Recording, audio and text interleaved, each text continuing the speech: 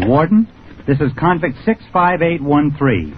Yes, I know I'm supposed to be hung right now, but couldn't you give me a 30-minute reprieve? Please, Warden, I've got to hear the life of Riley.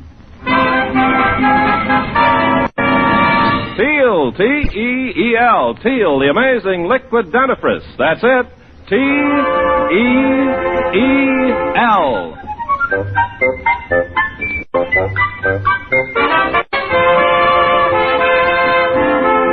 Teal, the amazing liquid dentifrice, brings you the life of Riley with William Bendix as Riley.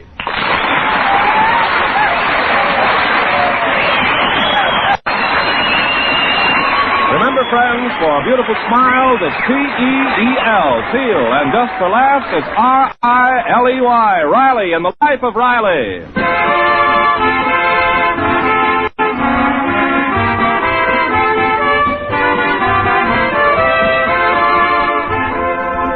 Chester A. Riley is a man who loves his neighbor, or did until his old friend and fellow worker Jim Gillis moved into the house next door. To see how the friendship is blossoming, let's listen to a chat that Riley's having with Gillis over the white line that now divides their backyards. Well, if it ain't my old friend and new neighbor, Jim Gillis. Mowing the grass, huh, Gillis? Oh, no. I'm just running this lawnmower up and down to create a breeze for the wives. If you was me, Gillis, I'd let your boy Egbert do that mowing. Oh, you don't say. Mm-hmm. How's about minding your own business? Oh, excuse me, Gillis. Guys who can't bring up their own kids give you advice. Let me inform you, Riley, my boy Egbert is a boy that used to work like a beaver. That I believe. I've seen his 2 front teeth. Is that so? Well, ever since Egbert took up loafing around with your boy Junior, I can't get no work out of him no more at all. Now, listen, Gillis, no cracks about my Junior. He ain't no loafer. Why, right this minute he's working, making the hammock wider so as we can both lay in it at the same time. He's a good son. Oh, yeah? I never see him mowing your grass. He used to mow it regular until a certain party that moved next door borrowed our lawnmower for one day and kept it 6 weeks. Tell me, how does our lawnmower run for you, Gillis? Well, since you asked me, you ought to get this thing sharpened. Look at them blades, all nicked up. Sure, they get nicked up the way you run over beer bottles in the grass. My lawnmower wasn't made to mow beer bottles, Gillis. Your boy's dog plants them beer bottles in my grass. And my wife, Honeybee, says to tell you to keep that mud of yours out of our yard. We're sick of finding bones piled up on our porch. Big soup bowls with all the meat chewed off. Well, I'm sorry, Gillis. If you're that hungry, why don't you take the bones to the butcher and have them retreaded?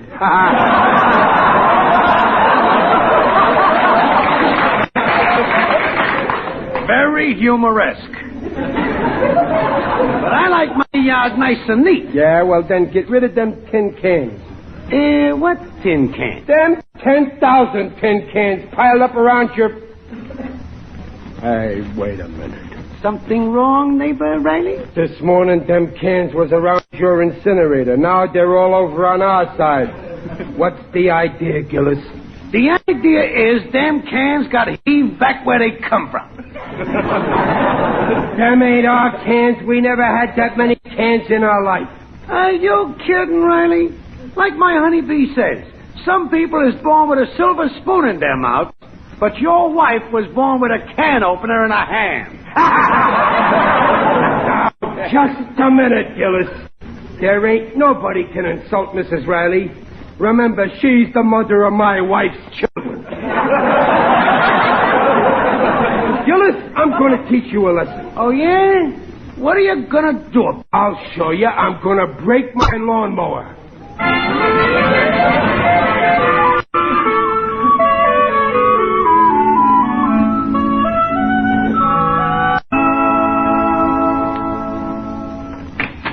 Good morning, Mom. Hello, dear. Is Pop up yet? No, Junior. He had a bad night. He had kind of a run-in with Mr. Gillis after supper last night. Oh, gosh, I hope him and Mr. Gillis don't start fighting. Me and Egbert are pals. Well, it'll probably blow over. But don't mention Egbert this morning. Your father isn't in the mood. Oh, gee, I wanted to tell him something special. Hey, there's Egbert now. So long, Mom. Bye, dear. What's all the noise? Why, what noise, Riley? People whistling and hollering and slamming doors when my head is splitting. Oh, Riley, don't be so grouchy. How can a man feel good with neighbors like we got? That Gillis. Morning, Dumpling. Why, you and Gillis were great friends. Yeah, sure, till he moved next door. Before that, he lived on the other side of town. I never saw him, so I enjoyed his company. Now, don't start a feud, for heaven's sake. Just what's he done anyhow? What's he done? Well, take his incinerator. He not only waits till we're eating supper to light it, but he's got a stovepipe on top that shoots the smoke right in our kitchen window. Well, that smoke is annoying. So Smokey in here last night, the junior jabbed a fork into my nose. He thought it was a meatball. No, it's not that bad, Riley. And I just don't want any trouble with neighbors. I'm laying for him. I'm going out in the garage. Garage? What for? There's a crack in the wall. I'm going to spy on Gillis. All I want to do is catch him in the act. Then I'm going to send him to jail. In a neighborly way, of course.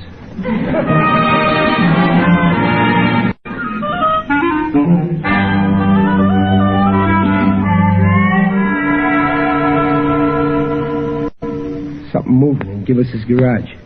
Probably Gillis spying on me, spying on him. What a dirty trick. Gillis, is that you?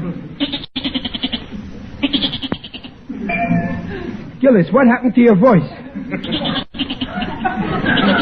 Holy smokes, a goat. Gillis has got a goat in there. Wait till I tell Peg about this. Hey, listen, I got him. I caught him red-handed. Doing what? Breaking the law. Listen, Gillis is keeping a secret goat. A secret what? Goat. G-O-T-E. Goat. It's hidden in the garage. Oh, Riley. But don't be silly. You imagined it. Listen, Peg, a goat ain't something you imagine.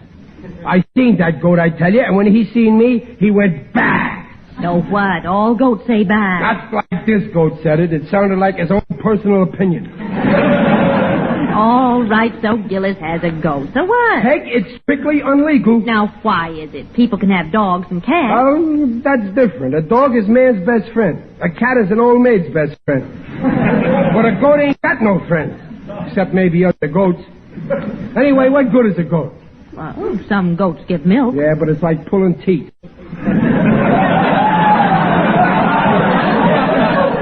Goats. My favorite animal is lamb chops.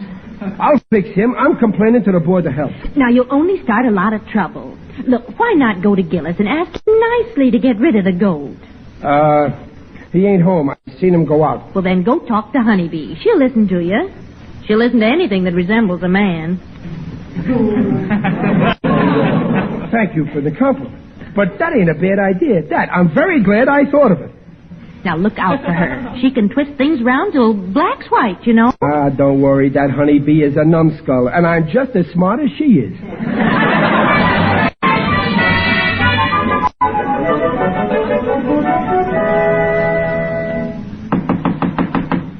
Come back next week. It ain't about the rent, Mrs. Gillis. It's Riley. Why, Mr. Riley. Oh, what a nice surprise.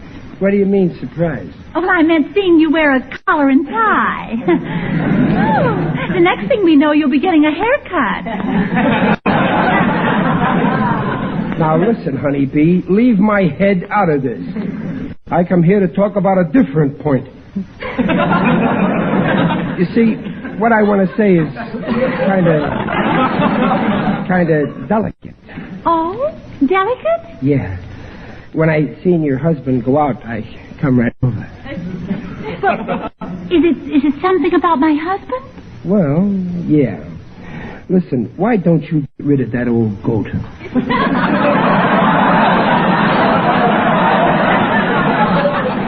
What did you say? Get rid of him. What good is he to you?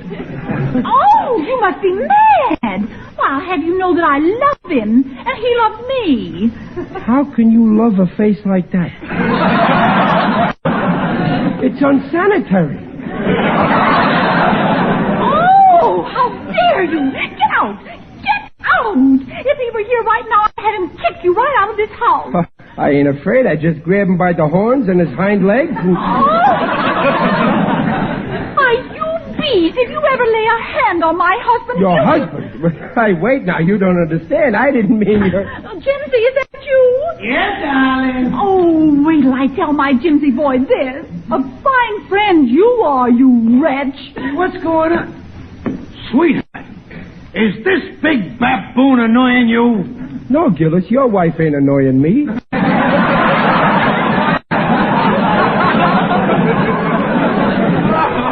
I ain't talking to you. Oh, Jimsy boy, you came just in time. He called you a goat, and he said I ought to divorce you. Oh, he did, huh?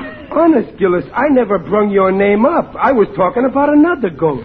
I think he's crazy. All he talks about is gold. You got it, honeybee. The guy's nuts. Come on, beat it, Riley. Gillis, I'm giving you your last chance. Get rid of that goat. What goat? What would I be doing with a goat? I don't know. Maybe you're going to skin him. I heard you bragging last week how you're getting your wife a new fur coat. Oh,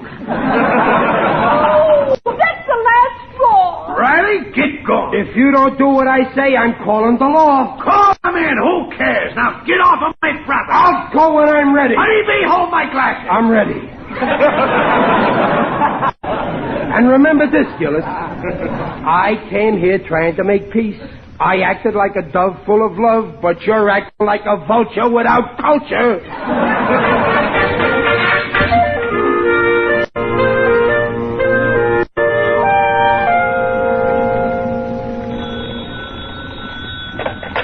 Hello? Oh, yeah. Hello, Egbert. Yeah, I just seen Pop. No, I never got a chance to tell him. Well, he ain't in the right mood yet. I'll tell him later on. Well, listen, Egbert, I can't just go up to Pop and say I bought a goat. Well, I can't, that's all. I gotta break it easy. No, that's not my father. That's the goat. He's getting restless down in the cellar. I gotta get him someplace else for a while. So long. Hey, did you hear that? Now it's right in our house. What's the matter? That goat. I heard him in our cellar. I think I'm going to see. I didn't hear anything. Something went bah. Oh, it's probably just Junior. You know how his voice is changing.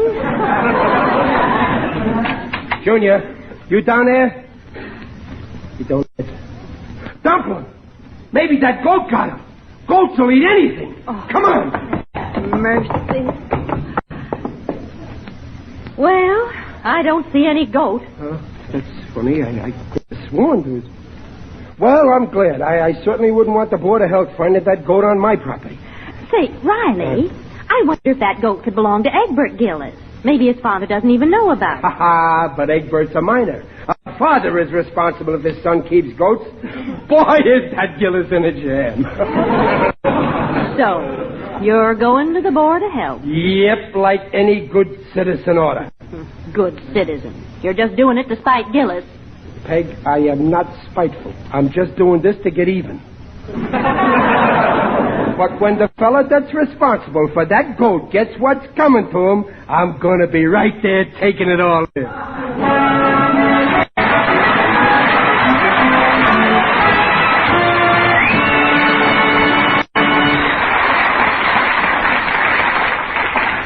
In just a moment, we'll see what happens when Riley tries to get Gillis's goat. Meanwhile, this is Ken Carpenter with a short spiel about Teal. T-E-E-L, Teal, the amazing liquid dentifrice. Here's something that may come as a distinct surprise to people about brushing their teeth. Often they can't believe that the daily use of toothpastes and powders containing harsh abrasives can grind cavities into teeth. Ugly gum-lined cavities so easily avoided by the use of Teal. Here are the facts based on a nationwide survey by dentists. Out of every 10 adults, 8 have receding gums. When gums recede, softer and less protected parts of the teeth are exposed. Those parts are 25 times softer than tooth enamel and are easily damaged by the regular use of a toothpaste or powder containing harsh abrasives.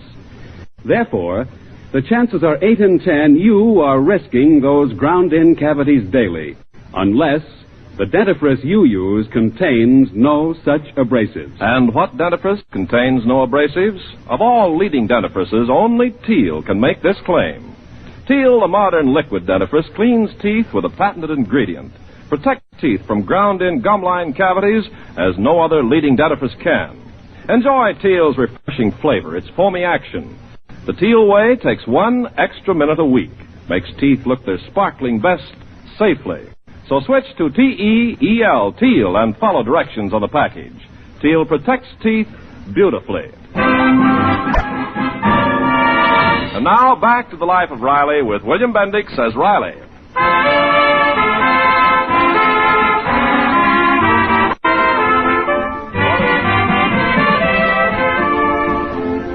Well, Riley started quite a feud when he accused his neighbor Gillis of illegally harboring a goat. But what Riley doesn't know is that the goat actually belongs to Riley's own son, Junior.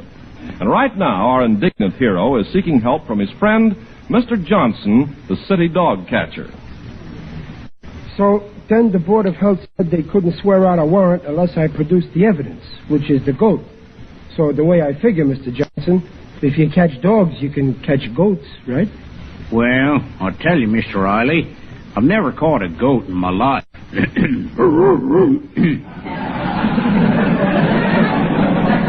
It's kind of hard for an old dog like me to learn new tricks.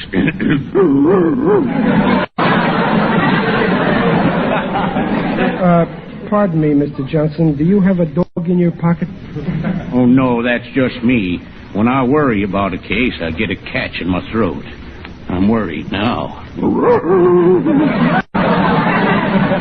Well, Mr. Johnson, why can't you catch this goat for me? You ain't afraid of dogs. Dogs is different. I understand dogs. They understand me. Yeah, I guess you talk their language. Well, if you can't catch him, can you give me a hint how to do it? Well, let me ask a delicate question. Mm-hmm. What is the, well, pardon the expression, sex of the goat?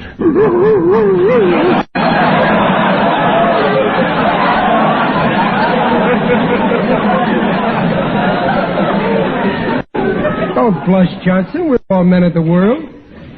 It's a lady goat, but what difference does it make? Well, it's important. See, one time there was a wild lady dog in Griffith Park. Big, beautiful blonde she was. How did you catch her? Well, I got a handsome brunette boy dog, and I sent him strolling through the park. What happened? Oh, it was a beautiful romance. The wild girl dog called to the boy dog, at first from a distance, like this. Go on, Johnson. The boy dog answered like this.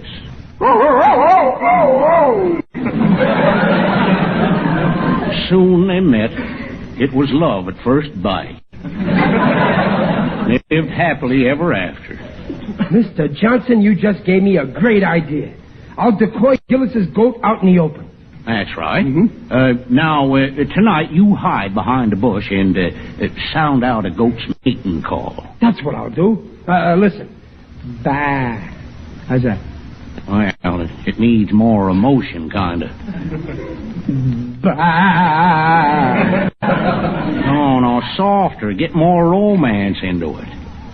Bah.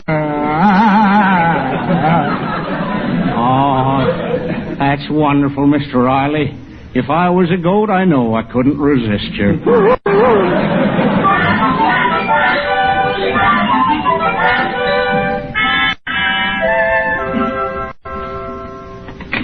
Yoo-hoo, Dublin! Oh, Riley, I'm so glad you're home. You know that goat? Yeah? It's up on the roof of our garage. It is? Mm-hmm. Well, let me see. Yeah, there he is.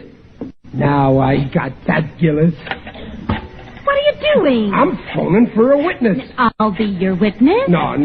You're my wife. I need somebody to believe.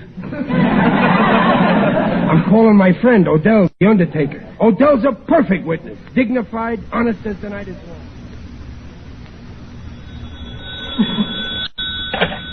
Digger Odell, the friendly undertaker, at your service. What? Oh, hello, Riley. What's the bad word? What? You saw what? Yes, of course. I'll come at once. Oh, Fern, my dear. Oh, Lily, Fern. Yes, Digby? My dear, I'm going out. My friend Riley says he's seen a ghost.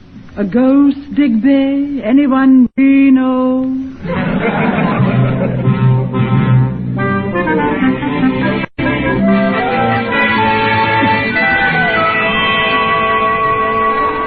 Come right in, Digger. I was waiting for you.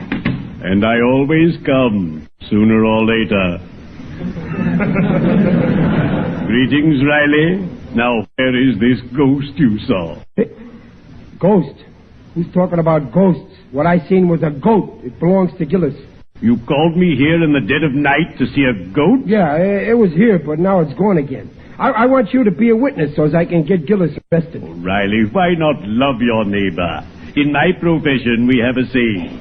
The good that you do unto people will come back to you in the end. And so will the people. Yeah, Digger, but you never had a pesky neighbor like Gillis. Ah, but I had. A southern gentleman from Norfolk, Virginia, lived next door to my place of business. To tease me, all day long he kept singing the same song. I ain't got nobody.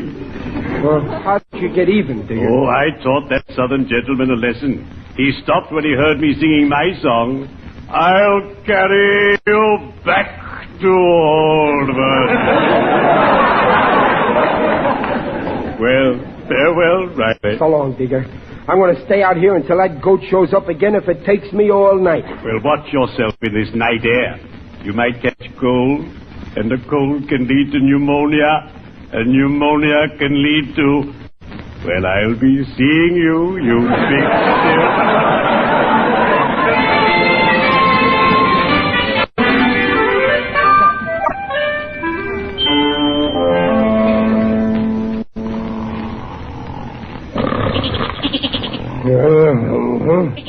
What's that? He's back. That's coming from our cellar. Now I got him. Pop! Junior, what are you doing up? Oh, I was just going down to the cellar. Oh, don't do it, Junior. There's a wild goat down there. Oh, you know about it, Pop? Know about it? I've been tracking it all day. Oh, I'm glad you know, Pop. Then it's okay for me to have it, huh? Now listen, you to have it. Oh, Junior, you're all mixed up. That's Gillis's goat. Oh, no, Pop, it's mine. I bought it. I'm going to raise him. Junior, think what you're saying. I got the Board of Health after that goat. It's illegal. And it's our goat. What a revolting development this is. Oh, that's the cops. Peek out the window, Junior. It ain't the cops, Pop. It's Mr. Gillis. Gillis. If he finds out we got a goat, I'll never hear the last of it. Listen, I'll skin down the cellar and muzzle that goat. You get rid of Gillis. Wait, Pop. Junior. Oh, hello, Mr. Gillis. Junior, my poor boy. I seen Digger Odell's vehicle out front, and I was afraid. Junior, where is your father? Where is he? He's down below. Oh, no. Oh, I was afraid of that. I mean, so soon. He was in the prime of life. Oh, poor Riley. My best friend. I thought you was mad at him. Me? I loved him like a brother. Don't worry, Riley, old pal. Wherever you are, old Jim will take care of your orphans and your widow. Widow? Who? Why, the widow Riley, your mother. A fine woman. But, Mr. Gillis... Poor Riley. How he's gonna miss me. Gillis, old pal. Listen, I can almost hear his voice. Gillis, I'm sorry for anything I said about you. He forgives me from behind to beyond. Gillis, old pal, I got good news for you. I'm alive. You're alive? Yeah. You're alive. You double-crosser. If that ain't the dirtiest trick I ever heard. But, Gillis. And what's that? My goat. Your goat. Aha, Riley. You'll have the law on me, will ya? Now I got you. But, Mr. Gillis, what about Egbert? It's half his goat, too. That don't make no What? If I don't have? Yes, sir. Egbert's in on it, too. And that means that you're just as responsible for the goat as I am, Gillis. Yeah, but it ain't legal. What'll the neighbors say? Neighbors. Who cares what they say? If there's one thing I can't stand, Gillis, it's a neighbor that complains about his neighbor. Well, me too. We won't stand for no interference. Am I right, Chester? Right. Why, Jimsy boy, when was you ever wrong? You know, Riley, it's great to be your friend again. Friend? Why, you're like a brother to me. You're like a brother to me. Yes, sir, Gillis. We're twins. And that goat is like a brother to us. That's right. We ain't twins. We're triplets.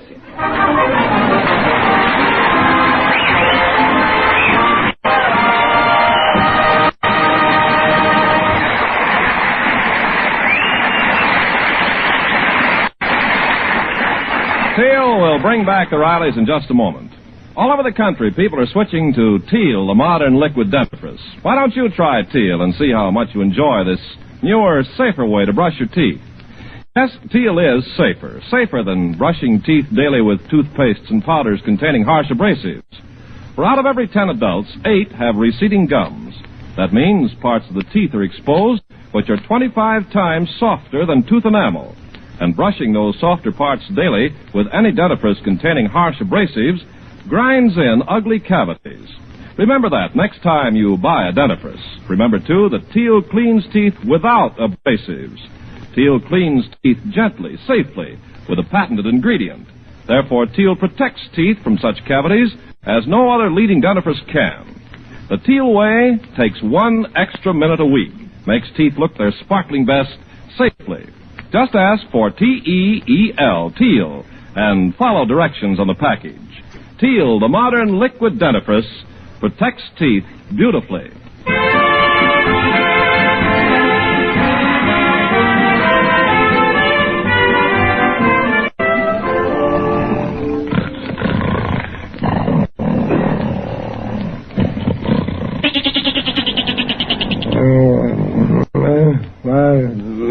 What's that? What is it? Oh, listen to that goat, Peg. He's been buying all night. Why can't he go to sleep? Well, your snoring keeps him awake. I gotta get some sleep tonight. Riley, now what are you going to do? I'm gonna stuff some cotton in that goat's ears.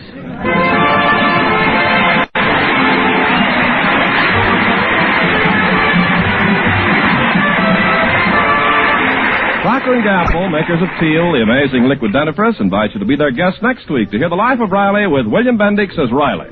William Bendix appears by arrangement with Hal Roach Studios and is currently starring in 20th Century Fox's Abel Fredano. The Life of Riley is written by Ashmead Scott, Ellen Lipscott, and Reuben Shipp, and is directed by Don Bernard with music by Lou Kozloff. So until next week at the same time, this is Ken Carpenter saying goodnight for Teal. And remember, for laughs, it's R-I-L-E-Y, Riley. And for lovely smiles, it's T-E-E-L, Teal. Teal, the amazing liquid dentifrice, protects teeth beautifully. Good night.